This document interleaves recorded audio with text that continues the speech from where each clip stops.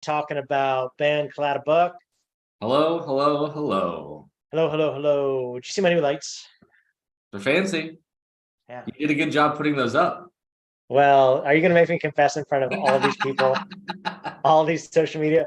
Yes, my wife Megan installed those all by herself. Ben, thank you for bringing that up for the whole crew.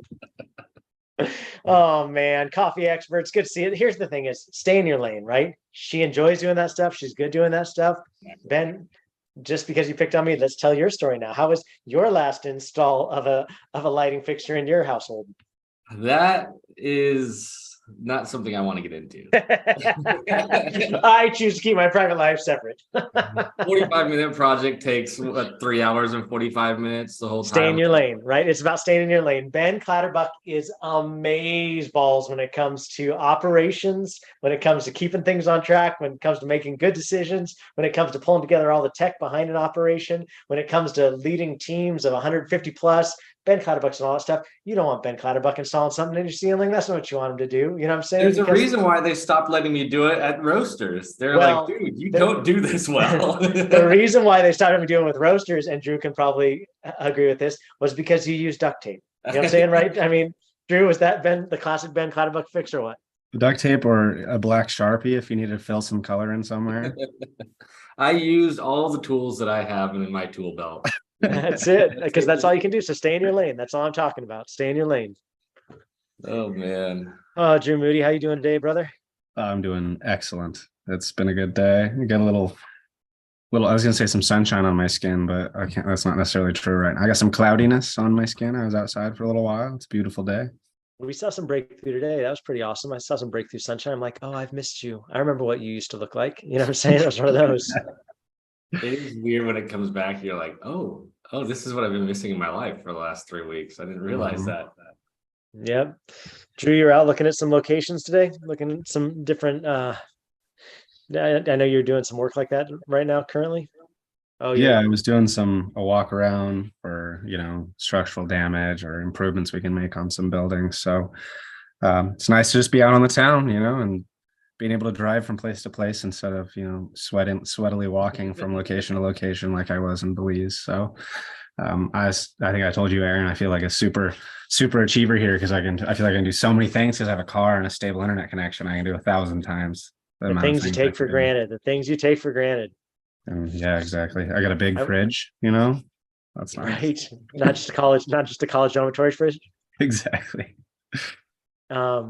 Yeah, but I think Ben, when when he was telling me he was doing some walkarounds today, made me think about just all the headache and all the hassle of insurance claims of people driving by and falling, taking out the roof lines of buildings and their big trucks, or taking out the water spout. You remember the water spout pain point that we used to always deal with? I think it was at Road 68 or Edison, one of them, that the builder had put the water spout too far. It was just too far exposed, and I felt like they knocked it off the side of the building like seriously once a year. And just all the hassles of having to get insurance companies involved and having to bring out a contractor to do a bid, and then do we even get the insurance company involved in this, or do we just handle this one on our own? Do we go to the property manager on this one, or do we just handle it on our own? All the fun things that come with property management. My favorite one was when the city ambulance like crunched the side of a building with a drive-through. It's like, come on, guys. Because now you Come got to go on. through this city. You know, it's just going to take 10 times longer to get anything done. I love it. That was the area you were applying at the city. You're like, well, hey, can I check in on my application while I'm here? So how's that going? No, I think that building maintenance is one of those things you never think of. You build a building, we're in the middle of a building project right now for Human Being down in Reno. And all the headaches of getting it going, right? Like all the hoops you have to jump through with the city, all the new, every time you submit something, they've got another set of things that you got to go fix and change, bring it back for the sake of them signing off, and then you go through the health department, and health department makes you do the same, and the changes and the fixes, and you're just like, please, dear God, just get open, because I just need to start making money off this thing that I've been planning for the last year to 2 years, depending on how long your project's been going, from point of conception with letter of intent all the way through to grand opening. But then you get the thing open, and then it's all the things you never thought about, like um, do we have people that are clearing the snow when we have snow days here? Like, is that something the landlord's handling, or is that something we're handling? What happens when things get damaged? Is this something within triple net that I should be going to the landlord on, or is that something that I should just be handling internally? And I felt like it was always that dance of go back, review the lease, pull it apart. Is this something we handle? Is this something they handle? And then you go to them and they're like, well, we could handle it if you want for 3 times the price. And then you're like, awesome. Well, then do I just take that on myself? Because then it's actually going to be cheaper on me to hire a handyman to come out and fix it. And then just all the different things. But everybody always wants to get bigger. Everybody always wants to keep growing. I think obviously that's what we advocate for here. Of you're not going to make money off of one coffee stand. Like you need to keep opening for the sake of scalability. But like the bigger you get, the more pain points you have too. Now you've got vehicles. Now you've got insurance on vehicles. Now one of your delivery guys hits something somewhere. Now you've got to fall and turn that in. Did you have him on your insurance? Did you have his driver's license turned in? Did you have all the implications of things that when it was just about coffee and opening up your first stand, you probably didn't dream about or think about, but it's tricky. It's actually a really good point to make for the having or at least growing an internal repair team inside your company. Something that we implemented later on, but it was like when you have 5 or 6 locations, like you're gonna have something break at least once a week at a location. You times that by 6, you got 6 things breaking every week, and to constantly be going to a handyman with that is expensive, if you can even find a handyman who's gonna have some sort of knowledge of coffee equipment. You can try and get a third party equipment tech to come into your shops, but then you're talking about waiting a week, however what it is on their schedule that they can come in. So training up some people inside your organization and creating a repair team inside your company is really smart. I would say once you start getting to the point where you're like, I am tired of getting calls of things breaking, Right. I should probably start grabbing a couple guys who seem like they're pretty handy and who like fixing stuff, and start making an internal team to repair guys. Because then it's just, you're still at the same hourly wage that you would be paying them to be on bar, but they have a little bit of freedom to go around to the shops. It's a little bit more fun, but they can fix things. You're not constantly as an owner getting calls every weekend, every Saturday with something that's broken when you're trying to sleep in. Drew, that was your jam for a while, right? Isn't that the origin story of Drew? Yeah. Yes, that was my jam for a little while. I mean, it's paid me back in boundless amounts of knowledge and experience. But yeah, it was call it 5 a.m. or call it 10 p.m. or any time in between those times, and you never know exactly what. Most of the time you could just say turn it off, turn it back on, and hopefully that fixes it, because a lot of the time the baristas don't know the basic mechanics of a lot of these machines. So sometimes all it needs to be is reset. But I can advocate for if you are just starting out, and it's hard to make those investments. It's hard to not just you're trying to survive. You want to take the profits. You want to make sure the profits are safe. You want to make sure they're okay. You want to make sure they're guarded. But as we all know, money sitting in a bank account isn't making money. So because of what we do is such a specialized, essentially like a trade. To the machines are so unique to what we do that I think that it would make more sense, at least for me personally, to invest up front in somebody's knowledge, because there are classes for working on espresso machines. There's classes for working on grinders. There's a lot of important resources, and it would save you money in the long run to send somebody to a $400 class for 3 or 4 days, down in California, and then, like Ben said, to just get raked over the coals by the third-party vendors, and only Lord knows how they're going to prioritize you. So building up that internal team, I think, is a priceless move and incredible foresight. And Drew, I feel like, so obviously we know great guys out there. Varick Angel has a business called Grounds Crew, that I feel like he's such a smart kid, right? Came up within the Roasters culture. Things started shifting at Roasters with BlackRock, stuck around for a little while, and then kind of went out on his own and is doing some ancillary stuff like that now, where he got all that training, right? Tutelage underneath, a bigger group of stores that he was always getting on called for, and then was able to procure some equipment on his own, go out and start farming that out at leasable equipment, fix other people's equipment, get in there and do some other different things. Varick's great, a resource we use all the time. But I know even when you were down in Reno helping Human Being, they were in a pain point, right? Where they had found an HVAC tech that worked on refrigeration that actually was also willing to come and kind of get trained, be used on our equipment, but actually became a pain point of he could only do so much, right? We had some really big accounts. It was hard for him to juggle it all in. And so they were in a pain point, right, of needing to find somebody who could come and work on their machines that weren't the standard Llama Zoco that was a pretty analog based machine, but they had gone into some pretty complex machinery, right, that took more training than just an average tech would get.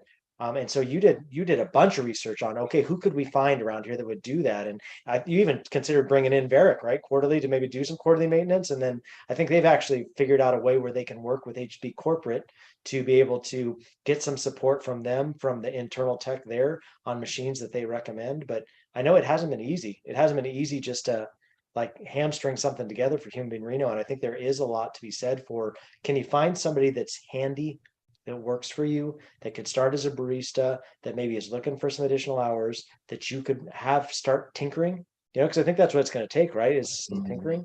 Maybe you want to speak to that a little bit, Drew? Yeah, I mean, but I think one of the best people to work on it for countless reasons is an internal person because they know the machines. I have a grinder. You could have the same grinder, the same brand, same year, same make, same model, same everything, and they could have slightly different personalities. That's somehow a manufacturer, just a difference in the way that they were put together. So somebody who's working on that machine every day, someone who's pulling shots on that grinder is going to know what it sounds like when something might be a little wrong with those burrs, or they're going to know what the shots look like when it's not dumping out enough espresso. The same thing can be said about a steam wand or a group head. It goes, full circle with all of our equipment that the baristas who are working on them every day are going to know when something's wrong with them. And generally that knowing that something's wrong is the first step in fixing that something. So Cody always used to say, work backwards, well, if this is wrong, Cody was our tech guy. The grandpa before Varick, he was grandfathered into all the right. That's right. He used to say, work backwards, if this isn't working, well, what causes this function to work properly? And then work backwards from that. And so that's advice I always give to the young baristas. And even down in Belize, that we have some baristas who are gifted in that, who have been helping out with some of those things. And luckily it's been the easy turn it off, turn it back on so far, but I can't imagine that's going to work forever. So having them tinker with things, more like preventative maintenance, I think is important, because that's not something you don't need to pull a steam wand apart to do preventative maintenance on it. So it's a lot less risky to have a barista do those types of things. But I think, finding a technician that can do what we do, it's hard to even speak on some of these things. Because I know in the coffee world, it took us a lot of years to all agree on certain terms for certain items, and how we measure stuff out, and how we talk about our steam settings on the hydraulic pieces and the electronics. So finding a tech that can work on these things, it's not just a cut and paste. An HVAC guy might be able to learn some of those things, but if he's an older gentleman and he's been doing HVAC for 20 years, it's going to be a lot harder to learn a brand new piece of equipment with all these little intricate pieces. And there is a lot of electronics that go into these pieces of equipment these days. So I think starting with somebody in-house who understands, what a group head is, first of all, and exactly what goes into that group head, I think there's already a nice foundation of knowledge, and that you've essentially paid for and trained them to use the machines just as a simple barista. So you've already laid the foundation for them to build those tech skills off of. That's good. I think too, I know we got to a point, I was trying to pull up the sheet, but I wasn't prepared to talk about it this morning, so I'm having a hard time finding it. But we got to a place where we actually, broke out each one of the locations by a sheet where people put in requests, and then the request came in, and the document was actually tracking, where it was telling us, hey, how is this looking? How much of this is done? How much of this has been done? Where are we at with this? Where are we at with that? And I feel like it's so important to think that it's not just about getting things fixed. It's how are we tracking up, when was the last time we fixed this? You know what I mean? Because there's some answers behind that. And then, we got to a point where we moved away from just sheets-based requests and moved, it was WhatsApp that rolled up into a sheets-based request system, but then we moved it over to Upkeep, which was like a paid process, where the great thing about an Upkeep is that some cloud-based is something everybody can pull up on their device when they're there and check off, did they get this done? Did they not get it done? You get to each one of your managers, they each put in a request for something to be fixed. There's a timeline there. You can pull reports. It gives Ben, as like the general manager that doesn't want to do anything with facilities maintenance. I'll never forget when Ben's like, hey, can we take me off all the WhatsApp channels for facilities? I don't need to hear it, you know what I mean? But it does give somebody like a Ben who's overseeing multiple locations at a higher level visibility into, hey, how fast are we turning fixes? How fast are we taking care of pain points? And I think that all those things are super important, because otherwise, if you're just like chasing the last fire, well, there's something's always on fire, man. The more locations you open, there's always something that's burning, so it's just a question of how serious is the burn. Do we need to get at that right now? Is this a right now fix? And I think that was some of the stuff that Cody and Varick really had to deal with, was the 5 o'clock in the morning calls where something's broken, we can't serve cups out a window. Well, obviously that's an urgency, you know what I mean? Or can I, hey, put me on FaceTime, show me what it looks like, let me listen to it. Yeah, try this. And then they're able to troubleshoot over FaceTime to try and limp it along for some hours so they can get there later on today, because maybe they have some other things already stacked up, other things they're already planning on doing for the day. But it's crazy to think about all the things that don't have anything to do with coffee that are still part of a coffee business, and one of them is buildings and machines. Yeah, that actually, and Upkeep was not even just from an operational standpoint of being able to see what's being worked on. It was great from a communication standpoint, because when we implemented, we're talking about 15 shops, and if something breaks in that shop, it's that manager's priority number one. The problem is when you have 15 managers who are all saying, "I'm priority number one. This needs to be in my shop now." And they all start coming to you like, "Why isn't this fixed yet? Why isn't this fixed yet? Why isn't this fixed yet?" It's nice to have somewhere to go. Okay, it's on order. It'll be here in a week, or there's another priority number one that's ahead of you that they're working on right now. They'll get to you, tomorrow or something. That was a big one, because everybody's like, "I need it fixed now." And we all know if everything's an emergency, nothing's an emergency. So I would definitely recommend that Upkeep, or some sort of sheets-based system where you can even just, as an operator, say, "Hey, look, I understand the pain point. I get it. I don't like my customers not being able to be served this thing too. The problem is we have so many tech guys and they're working on these other fires right now, or your part is being on order or something." Just something to give your baristas on the front line a little bit of peace of mind. They can even relay to their customers, "Hey, it'll be fixed tomorrow or the day after tomorrow," whatever it may be. I think the other cool thing, sorry, go ahead, Drew. What's dangerous, I think, about not having that system is that baristas can get used to broken stuff pretty fast. Fair. So if you don't have trackable things, trackable systems, information constantly being fed, then broken pitcher rinser they'll just find a workaround for it, and you won't hear about it for another month. So and I will say this too: some machines, if they're trying to limp along a damaged thing, it's like your car, right? No. If it's sounding like that, you probably just need to take that in, because that's going to actually get worse the longer you drive it like that. You know what I mean? And I think that, like, Drew's totally right. If you don't listen to the squeaky wheel with your baristas or with your management, then what happens is they just get used to using your machine sounding like that, or working at half speed, or working at half capacity, or dealing with that steam on the way it's handling, dealing with the way that group head's leaking, do whatever it is. And that's actually lending to a bigger problem that's going to be a more expensive fix that could take out a machine for a longer period of time, and then you're really screwed. You know what I mean? So I think that just the implication of giving them a good channel to be able to complain about stuff, right? Because we don't like hearing complaints, but it's good to know. And I were just talking today about a coffee client that, man, he's just like, "Man, that group just complains," but it's good to complain for the sake of like getting things fixed. But also, I think one of the cool things that Upkeep did offer was the ability to start inventorying things, where we could go in and we could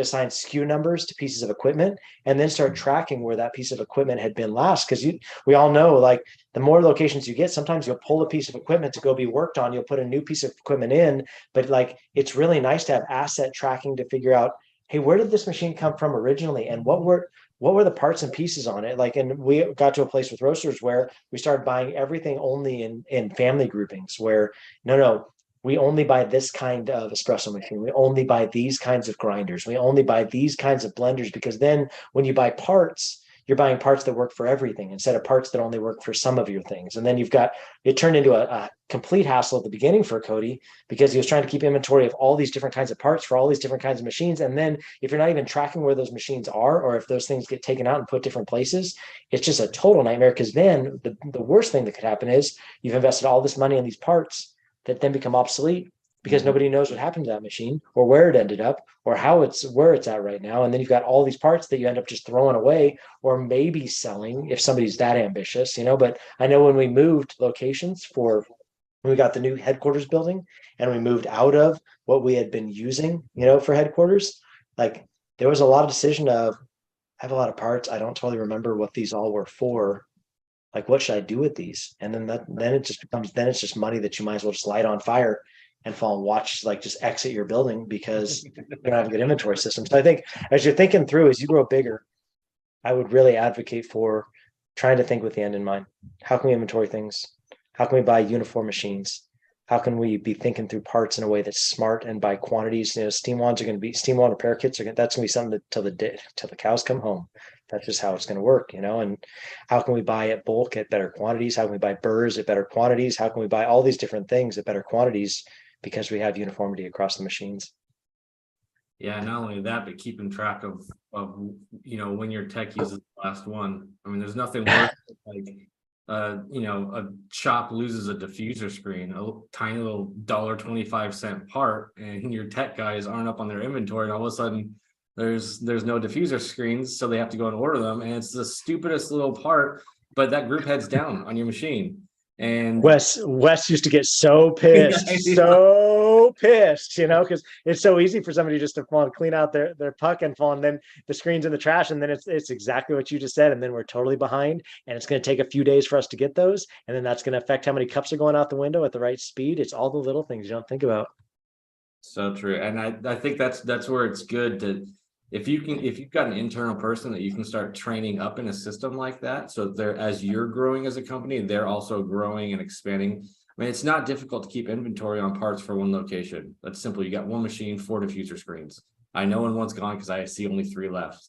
Yep. So you want somebody who's used to that, and then as your company expands, they expand. Okay, now I'm keeping track of diffuser screens for 2 shops, now for 3 shops.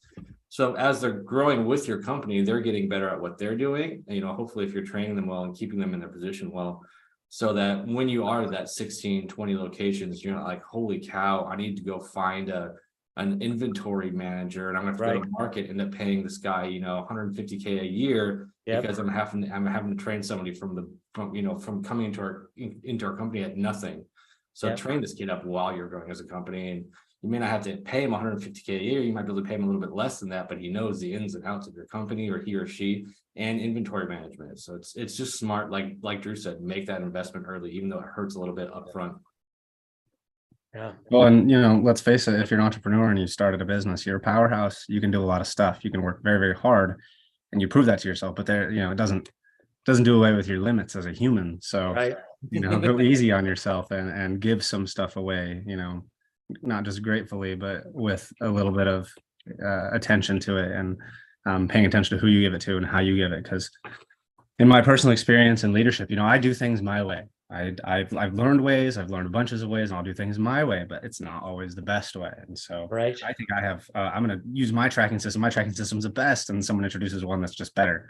And you got to be able to move and flow. And a lot of these kids that come up in the businesses, they have more ideas, because we're getting older, as you work in your business, you're getting older, you're getting more used to things, you're getting into your own flow. And these kids are coming up, they have new ideas, they have fresh perspectives, they have more time in the store probably than you're spending these days. And just that, there's a healthy limit to things we can do. And, having grace with yourself by giving things to the people around you who are hungry for more.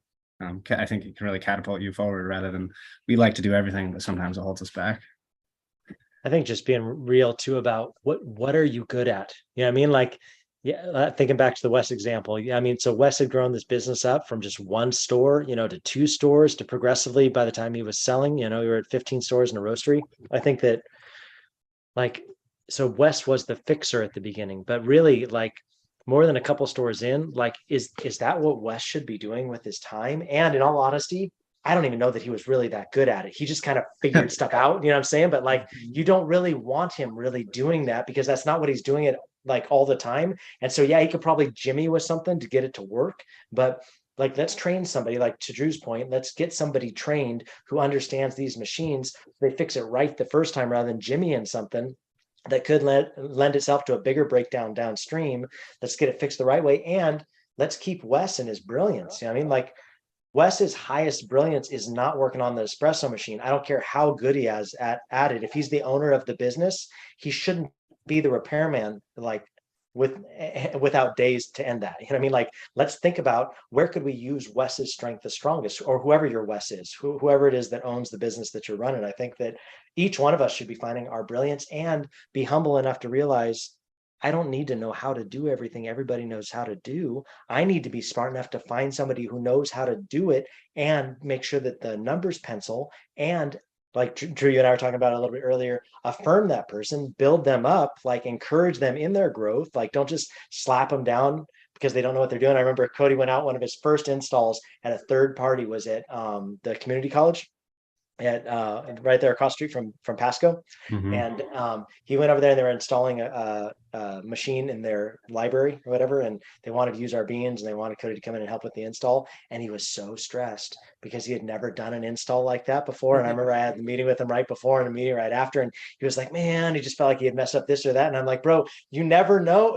You never learn unless you're in the middle of it. And you can guarantee there was nobody else there that knew how to do it better than you. So roll into it, own it with confidence. Don't be insecure about it. You're going to do great. And so, and I felt like he did, and they loved him. And that was a great, like, third party vendor for roasters for a number of years. And so I think find somebody who has an inkling towards being good at something, affirm them in it, realize they're going to be making some mistakes sometimes, but like in the long run, like if they enjoy it, that's one less thing for you to have to do. To Drew's point, you can't do everything.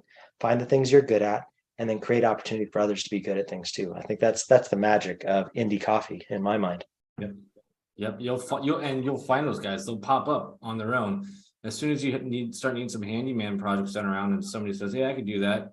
And then another person starts working and goes, hey, you mean there's work for the company outside of just making drinks? Yeah. People, like, everybody starts out at coffee. Like that's like the new fast food job du jour as an 18-year-old. But the minute you're in that company, you really like the company, you go, oh wait, there's something else I can do inside the company. It's something I like more than just making coffee. Like open up those positions for your internal team members. It just helps your company grow that much more. And I think, I mean, I know we've talked a lot on facilities today, and that wasn't even the intent. We didn't even start thinking we are going to talk about this. It just kind of morphed into what we're talking about because Drew was doing some walkarounds.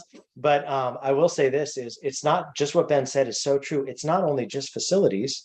Like you'll start to find, oh, wait a minute, we need deliveries. Like we need somebody that's going to start owning, like instead of sending all of our managers out to shop for all their independent stores, why don't we create shopping lists and create somebody who could organize shopping lists and somebody who could go out and do all the shopping and somebody that could do all the delivery? Or, you know, like when it comes to beans, when you start roasting, like you have somebody that does roasting, but just because they're good at roasting doesn't always mean that they're the best one to be out delivering all the beans to different people and maintaining what they have on their shelves and what they need on their shelves. And like begin to find different people that have different skill sets. Yeah, everybody usually starts with coffee as serving coffee. But what you're going to find is different people are organized. Different people like running errands. Different people like checking in on people management. Different people like different parts of the job. And it's so cool when you can start creating emphases for people and maybe pay them an extra buck an hour. You know, maybe a couple extra bucks an hour to take on a new responsibility, but that just took the weight off of you. And if they're good at it or have an inkling towards it, let's give them an opportunity. So I think it's always good to grow people. Creates a strong culture too, and gives the company life. You know, we can only carry the ball so far. Exactly. That's so true. And it makes your company just that much more attractive to new employees. The more attractive you are as a company, the more people want to work for you. The more people want to work for you, the more people are going to visit your locations because you have a good community standing, good branding. Like all of this just helps your company grow more without putting more weight on you as the owner. That's right. Because every mom wants to see their kid ascend within their job, right? They're like, wait, Billy's doing that for you now too. That's so amazing. She starts telling her friends start coming through your coffee joint, all because you gave Billy an opportunity to fix a lighting fixture in your location. Back to our lighting fixture conversation, Ben. So anyway, guys, great time with you today for Coffee Experts. We're excited about who we're going to have next week. So tune in next week for our special guest, and we will see you guys next week on Coffee Experts Club.